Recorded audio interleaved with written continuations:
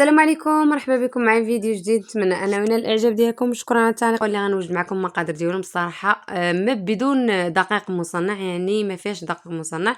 بالنسبه لهذا الفيديو اكيد غادي تلقاوه ما فيه لا دقيق مصنع لا والو. المهم الدقيق المصنع هو دقيق هذاك اللي كيكون غالي شار ميكس بي ولا انواع من هذا الدقيق.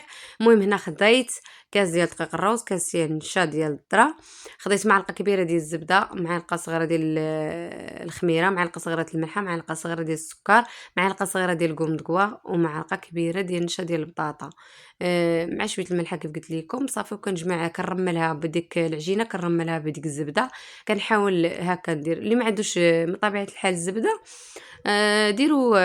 ديروا نص كاس تاع الزيت، يا زيت زيتون يا زيت نباتي لكم الاختيار. صافي هنا كنحاول نخلط هذاك الدقيق مع ديك الزبده، وكنزيد غنضيف معلقه ديال الخل الدور ديالو كيهشش لكم العجينه وكيخليها كتجي خفيفه. هنا غنجمعها بالماء دافي باش تخمر لينا العجينه اكيد. صافي وغنجمع العجينه ديالي. بالنسبه لديك المعلقه ديال القومدقوق هي اللي كتخلي لنا العجينه تجي متماسكه. كيف كتعرفوا دقيق الروز مع النشا راه ما كيتجمعوش، راه كيبقاو يعني ما كيتجمعوش ليكم الا ما درتوش فيهم هذيك القومدقوق. المهم كديروا ديك المعلقه ديال القومدقوق. الناس اللي ما عندهمش القومدقوق غادي بالنسبه ليهم هكا بغاو يوجدوا هذه الوصفه هذه، حاولوا ديروا واحد الكاس ديال المعجون ديال البطاطا، تسرقوا واحد الحبات ديال البطاطا بالقشره ديالهم، كتزولوا لهم القشره وكطحنوهم كتمعسوهم مزيان وكتعجنوا بهم العجينه ديالكم. المهم هذا كبديل الا بغيتو تبدلوا به القومدقوا. الناس اللي ما متوفراش لهم ولا ما كتباعش حداهم. المهم هنايا غنجمع العجينه ديالي هذا الشكل حتى كنجمعها مزيان ندلكها ونخليها. هنا العجينه ديالنا غنغطيها ونخليها حتى كتخمر وندوزو نوجدو الحشو.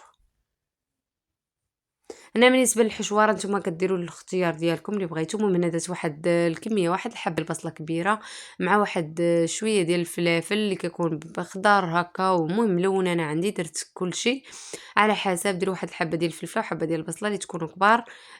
صافي هنا درت شويه الملحه شويه الزيت، غنشحر ديك البصيله وديك الفلافل حتى كتنزل لي.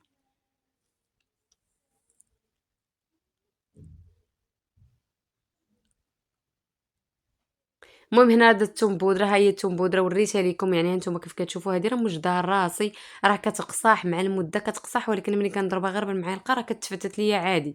يعني باش المهم الاخوات اللي سولوني عليها انا وضحت لكم هذه النقطه هذه. وكل وراه متوفره كيف قلت لكم في المحلات بدون جلوتين. بطبيعه الحال راه ما غتشريوش اللي جاهزه على برا من فاش العلامه، لان ما تقدروش تعرفوا واش خالي من الجلوتين. هنا زدت شويه ديال شويه سكينجبير وشويه ديال الابزار. كان كتزيدوا حتى شويه القزبر يابس. المهم صافي هادشي اللي غندير. التوابل غنزيد الكفته. هنا درت الكفته ديال اللحم الاحمر يعني ديال البقري، هكا زدت واحد الكميه كتبقى لكم على حسب الكميه اللي بغيتو نتوما. تقريبا واحد 15 درهم هكا، ولا اللي بغيتو كتضيفوا الكميه اللي تناسبكم. صافي هنا كنشحر ديك المكونات ديالي على هذا الشكل هذا حتى كطيب لي ديك الكفته. نحاول حتى كنبقى معاهم هكا في التحراك حتى كيطيبوا ليا. ملي كطيب ليا الحشوه كنخليها حتى كتبرد.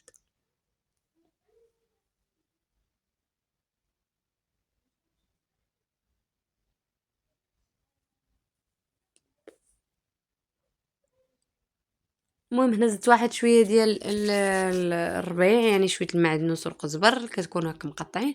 المهم هانتوما العجينه ديالي راه خمرات. بعد ما كتخمر راه كنرش شويه هكا ديال النشا. وهذه هي الحشوه ديالي. ها هي الحشوه ديالي. بعد ما كتشحروها ضروري ما تخليوش فيها الماء. الحاجه اللي كتبغيو تعمروا بها هكا ضروري خصكم تنشفوها مزيان تنشف لكم من الماء. مهم هنا ضفت عليها شويه ديال الجبن هكا، واختياري ممكن ما ديروش ماشي ضروري. ممكن تزيدوا غير فرماج مثلث، تزيدوا شي حبات ولا ليكم الاختيار على حسب المتوفر عندكم.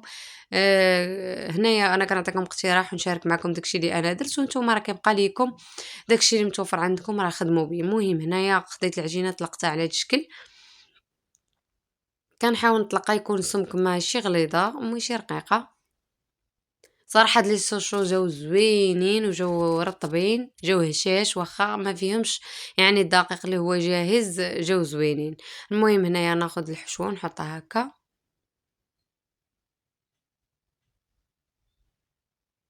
حاولوا ما تعمروهمش بزاف باش كيتسدوا ليكم كيجيوكم مزيانين. صراحة أنا الأولين عمرتهم بزاف جاو يعني في التقطاع جاوني شوية صعاب، ولكن من بعد نقصت الكمية وجاوني هما هادوك.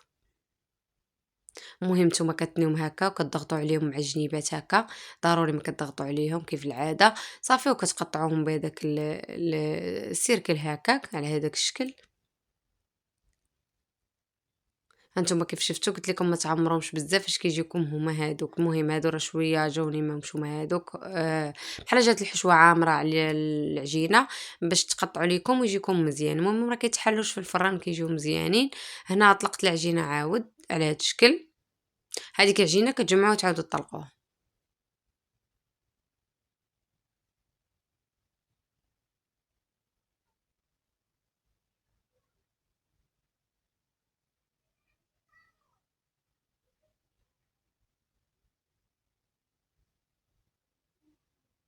المهم هنا ضروري تضغطوا على ديك العجينه على هاد الشكل عاد تقطعوا.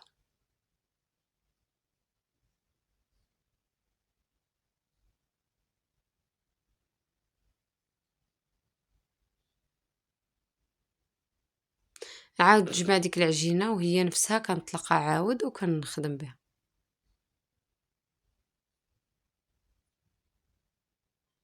المهم ضروري العجينة تخرّجوا منها الهواء، يعني تخرّجوا منها ديك الاختمار باش أنها تجيكم مزيانة في الخدمة على هاد الشكل.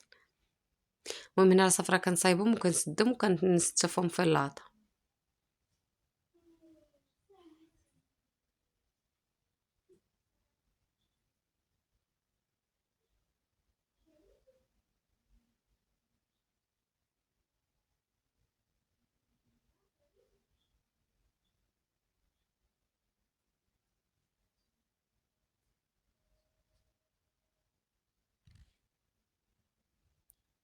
غنستمر بنفس الطريقة كنطلق العجينة ديالي وكنستمر على هاد الشكل حتى كنكمل الكمية ديالي كاملة أكيد. المهم كتضغطوا عليهم بهاد الطريقة وتعمروا الحشوة ديالكم.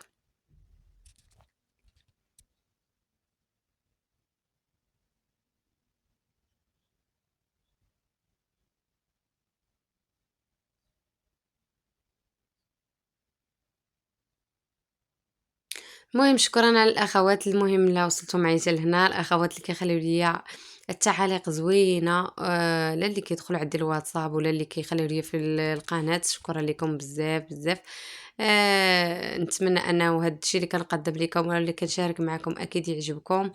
المهم الله يقدرنا باش نشارك معاكم اللي قدرت عليه كنحاول نشاركو معاكم على هاد الشكل حتى نتوما توجدوهم هكا وتفرحوا العائلة ديالكم وتفرحوا وليداتكم وتفرحوا حتى نتوما النفوس ديالكم. المهم على هاد الشكل كتشوفوا هنا خديت واحد الحبة ديال البيض طربتها هكا وكنزيد عليها قطرات من الخل. ديما نزيدو شوية الخل في البيض ملي كنزيدوه ما كيعطيش الريحة ولا ديك الزفرة ديال البيض. المهم هنا كناخد كندهنهم على هاد الشكل. المهم انا ما خليتهم لا خمروا لا والو. معاك تعرفوا ملي كتعمروا بالحشوه كتكون شويه دافيه دغيا كيجيبوا الخموريه معهما خلاص خامرين قبل. ما تسناوش عليهم يخمروا غير كتساليو التشكيل ديالهم ودهنوهم بالبيض باش ما يتشقوش ليكم ويتفرقعوا ليكم يعني ما كيبقاوش الشكل ديالهم زوين. صافي دابا هنا غندهنهم مزيان بحال هكا بالبيض.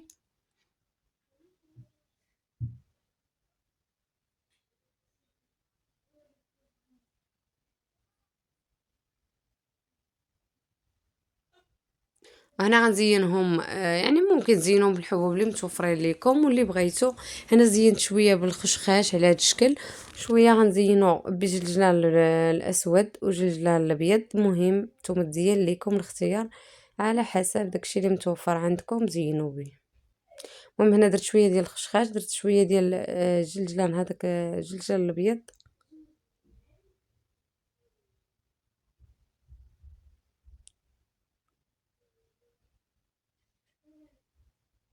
أنا غنزين بشوية ديال الجلجل الأسود على هاد الشكل.